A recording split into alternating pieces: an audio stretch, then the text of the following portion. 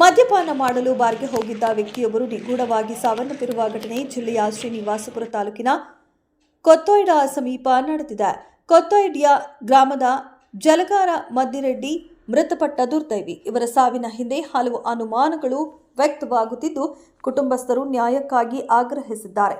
February 5ರಂದು ಮದ್ದಿರೆಡ್ಡಿ ಅವರು ಎಂದಿನಂತೆ ಕೊತ್ತೋಯ್ಡಿಯ ಸಮೀಪವಿರುವ ಬಾರ್ ಅಂಡ್ ರೆಸ್ಟೋರೆಂಟ್ಗೆ ತೆರಳಿದ್ದರು.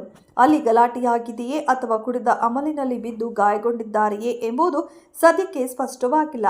ಘಟನೆಯ ದಿನ ಅವರ ಮೂಗಿನಿಂದ ರಕ್ತ ಬರುತ್ತಿದ್ದರೂ ಮದ್ಯದ ನಶೆಯಲ್ಲಿದ್ದ ಕಾರಣ ಅವರು ಮನೆಯವರಿಗೆ ನೋವಿನ ಬಗ್ಗೆ ಮಾಹಿತಿ ನೀಡಿರಲಿಲ್ಲ. ಮೃತರ ಸಹೋದರ ನಾಗೇಂದ್ರ ಅವರು ಘಟನೆಯ ಬಗ್ಗೆ ಮಾಹಿತಿ ನೀಡಿ, ಬಾರ್ನಲ್ಲಿ ಗಲಾಟೆಯಾಗಿ ಮದ್ದಿರೆಡ್ಡಿ ಗಾಯಗೊಂಡಿದ್ದರು. ಬಾರ್ ಸಿಬ್ಬಂದಿ ನಮಗೆ ಯಾವುದೇ ಮಾಹಿತಿ ನೀಡಿಲ್ಲ. ಮರುದಿನ ಅವರು ಪ್ರಜ್ಞಾಹೀನ ಸ್ಥಿತಿಯಲ್ಲಿರುವುದು ತಿಳಿದು ಆಸ್ಪತ್ರೆಗೆ ದಾಖಲಿಸಲಾಯಿತಾದರೂ ಚಿಕಿತ್ಸೆ ಫಲಕಾರಿಯಾಗದೆ ಮನೆಯಲ್ಲಿ ಮೃತಪಟ್ಟಿದ್ದಾರೆ. ಸಿಸಿಟಿವಿ ದೃಶ್ಯಾವಳಿ ನಾಪತ್ತೆ. ಕುಟುಂಬಸ್ಥರು ಬಾರ್ಗೆ ತೆರಳಿ ವಿಚಾರಿಸಿದಾಗ ಮದ್ದಿರೆಡ್ಡಿ ಅವರ ಚಪ್ಪಲಿಗಳು ಬಾರ್ ಮುಂಭಾಗದಲ್ಲೇ ಬಿದ್ದಿದ್ದವು. ಆದರೆ ಸಿಸಿಟಿವಿ ದೃಶ್ಯಾವಳಿ ಕೇಳಿದಾಗ ರೆಕಾರ್ಡ್ ಆಗಿಲ್ಲ ಅಥವಾ ಹಾರ್ಡ್ ಡಿಸ್ಕ್ ಅನ್ನು ಮೆಕ್ಯಾನಿಕ್ ತೆಗೆದುಕೊಂಡು ಹೋಗಿದ್ದಾರೆ ಎಂಬ ಹಾರಿಕೆ ಉತ್ತರ ನೀಡುತ್ತಿದ್ದಾರೆ ಎಂದು ಆರೋಪಿಸಲಾಗಿದೆ. ಚೆನ್ನಾಗಿದ್ದ ನಮ್ಮಣ್ಣನ ಸಾವಿಗೆ ಬಾರ್ನಲ್ಲಿ ನಡೆದ ಗಲಾಟೆಯೇ ಕಾರಣವಿರಬಹುದು ಎಂಬ ಸಂಶಯವಿದೆ. 3 ಗಂಟೆಯ ನಂತರದ ರೆಕಾರ್ಡಿಂಗ್ ಇಲ್ಲ ಎಂದು ಹೇಳುತ್ತಿರುವುದು ಅನುಮಾನಕ್ಕೆ ಎಡೆ ಮಾಡಿಕೊಟ್ಟಿದೆ. ನರೇಂದ್ರ ಮೃತರ ಸಹೋದರ ಪ್ರಕರಣಕ್ಕೆ ಸಂಬಂಧಿಸಿದಂತೆ ಮೃತರ ಕುಟುಂಬಸ್ಥರು ಗೌನಿಪಲ್ಲಿ ಪೊಲೀಸ್ ಠಾಣೆಗೆ ದೂರು ನೀಡಿದ್ದಾರೆ. ಸಿಸಿಟಿವಿ ದೃಶ್ಯಾವಳಿಗಳನ್ನು ಸೂಕ್ಷ್ಮವಾಗಿ ಪರಿಶೀಲಿಸಿ ಮದ್ದಿರೆಡ್ಡಿ ಸಾವಿಗೆ ಕಾರಣರಾದವರಿಗೆ ಕಠಿಣ ಶಿಕ್ಷೆ ವಿಧಿಸಬೇಕು ಮತ್ತು ತಮಗೆ ನ್ಯಾಯ ಕೊಡಿಸಬೇಕು ಎಂದು ನರೇಂದ್ರ ಒತ್ತಾಯಿಸಿದ್ದಾರೆ. ಒಂದು ಕೊತ್ತೋಡ್ಡಿ ಗ್ರಾಮ. ನಮ್ಮ ಅಣ್ಣ ಹೆಸರು ಮದ್ದಿರೆಡ್ಡಿ ಅಂತ. ಅವರು ಸುಮಾರು 45 ವರ್ಷ. ಅವರು 5ನೇ ತಾರೀಕು ಒಂದು 2 ಗಂಟೆಗೆ ಹಂಗೆ ಬಂದು ಎಣ್ಣೆ ಕುಡಿಯೋಕ್ಕೆ ಬಂದಿದ್ದಾರೆ. ಎಣ್ಣೆ ಕುಡಿದಿದ್ದಾರೆ. ಕುಡಿದಾದ್ಮೇಲೆ ಇಲ್ಲಿ ಬಂದು ಏನೋ ಜಗಳ ಆಗಿದೆ. ಜಗಳಗಳಾಗಿ ಅವ್ರ ಮೂಗಲ್ಲಿ ರಕ್ತ ಎಲ್ಲ ಬಂದಿದೆ ಅಂತ ಹೇಳ್ತಾ ಇದ್ದಾರೆ ಅಂತ. ಬಟ್ ಆಮೇಲೆ ನೈಟು ತನಕ ಇಲ್ಲೇ ಕುಡ್ಕೊಂಡು ಅಲ್ಲಿ ಇದ್ದುಬಿಟ್ಟಿದ್ದಾರೆ. ಇಲ್ಲಿಂದ ಬಂದು ಮನೇಲಿ ಹೋಗಿ ಮಲ್ಕೊಂಡ್ಬಿಟ್ಟಿದ್ದಾರೆ. ನಮ್ಗೆ ಯಾರಿಗೂ ವಿಷಯ ಗೊತ್ತಿಲ್ಲ. ಮಾರನೇ ದಿನ ಎದ್ದಿಲ್ಲ. ಆ ಎಣ್ಣೆ ನಿಷೇಧದಲ್ಲಿ ಇಲ್ಲಿ ಜಗಳ ಆಡಿದ್ದು ಏಟುಗಳೆಲ್ಲ ಬಿದ್ದು.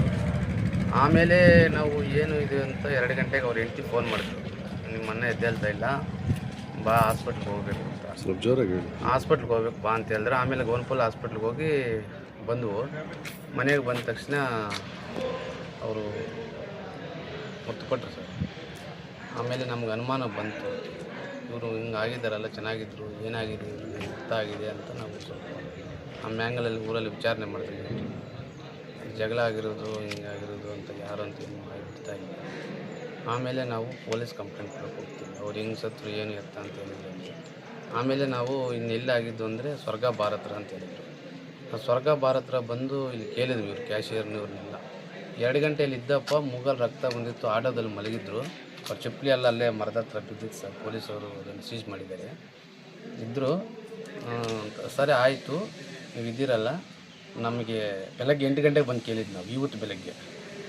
ನಮಗೆ CC ಫುಟೇಜ್ ತೋರಿಸಿ, ಈ ಬಾರ್ ಮುಂದೆಲ್ಲ ಇರ್ತದೆ, ನಾವು ಇದರಲ್ಲಿ ಯಾರು ಅಂತೇನು ತಿಳ್ಕೊತೀವಿ, ಅವ್ರ ಬಗ್ಗೆ ಮಾಹಿತಿ ತೋರಿಸಿ ಅಂತ ಹೇಳಿದರೆ ಏನು ಗೊತ್ತಿಲ್ಲ.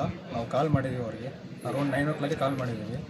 ಆಮೇಲೆ ಕಾಲ್ ಮಾಡಿದ್ರೆ ಅವ್ರು ಬಂದಿದ್ದು 12 1 ಗಂಟೆಗೆ ಬಂದಿದ್ದಾರೆ. ಅಷ್ಟೊತ್ತವರೆಗೂ ಕಾಲ್ ಮಾಡಿದ್ರೆ ಅಲ್ಲಿದ್ದೀವಿ ಇಲ್ಲಿದ್ದೀವಿ ಅಂತಾರೆ. ಪ್ರಾಪರ್ ಎವಿಡೆನ್ಸ್ ಇಲ್ಲ, ಪ್ರಾಪರ್ ಮೇಂಟೆನೆನ್ಸ್ ಇಲ್ಲ ಇಲ್ಲಿ. ನಾವು ಬಂದು CCTV ಚೆಕ್ ಮಾಡಿದ್ರೆ ಸೆಟಪ್ ಸರಿಯಾಗಿಲ್ಲ, ಹಾರ್ಡ್ ಡಿಸ್ಕ್ ಇಲ್ಲ, ಡೇಟಾ ಇಲ್ಲ, ಬರೀ ಲೈವ್ ರೆಕಾರ್ಡ್ ಮಾತ್ರ ಆಗ್ತಿದೆ. ಅಷ್ಟು ಬಿಟ್ಟು ಬೇರೆ ಏನೂ ಇಲ್ಲ. ಅದರಲ್ಲಿ ರೆಕಾರ್ಡ್ ಯಾವುದು ಸೇವ್ ಆಗಿಲ್ಲ ಸರ್. ಲೈವ್ ರೆಕಾರ್ಡ್ ಬಿಟ್ಟು ಬೇರೆ ಏನೂ ಇಲ್ಲ. ಇವತ್ತಿನ ತನಕ ಮಾಡಿದ್ರೆ ಎಲ್ಲ ಹಾಲ್ ಹೋಗಿದೆ. ಏನೋ ಅದರಲ್ಲಿ ಏನೂ ಲೈವ್ ಬಿಟ್ಟು ಏನೂ ಬರ್ತಿಲ್ಲ. ಇದರಲ್ಲಿ ಒಂದು ಅನುಮಾನ ಏನಂದರೆ, ಅವ್ರಿಗೆ ನಾವು ರೆಕಾರ್ಡ್ ಓಪನ್ ಮಾಡಿ ತೋರಿಸಿ ಅಂತ ಹೇಳಿದರೆ ನಮ್ಮನ್ನು 3 ಅವರಲ್ಲಿ ವೆಯ್ಟ್ ಮಾಡಿಸಿ ಅದನ್ನು ಡಿಲೇಟ್ ಮಾಡಿ ಅದನ್ನು ಏನೇನು ಬೇಕು ಗೋಲ್ಮಾಲ್ ಮಾಡಿಬಿಟ್ಟು ಆಮೇಲೆ 12 ಗಂಟೆಯಲ್ಲಿ ಕರೆದು ಇದರಲ್ಲಿ ಏನೂ ಇಲ್ಲಪ್ಪ ನೀವೇ ನೋಡಿ ಅಂತ ನಾವು ಆಮೇಲೆ ಪೊಲೀಸರನ್ನ ಕರೆಸ್ತೀವಿ. ಪೊಲೀಸರು ಚೆಕ್ ಮಾಡ್ತಾರೆ. ಅವರು ಕೇಳ್ತಾ ಇದ್ರು, ಯಾಕಪ್ಪ ಇಲ್ಲಿ ಜಗಳಗಳಾಗ್ತವೆ, ಹಂಗಿಂಗೆ ಆಗ್ತವೆ, ನೀವು ಯಾಕೆ ಇಟ್ಕೊಂಡಿಲ್ಲ ಅಂತ.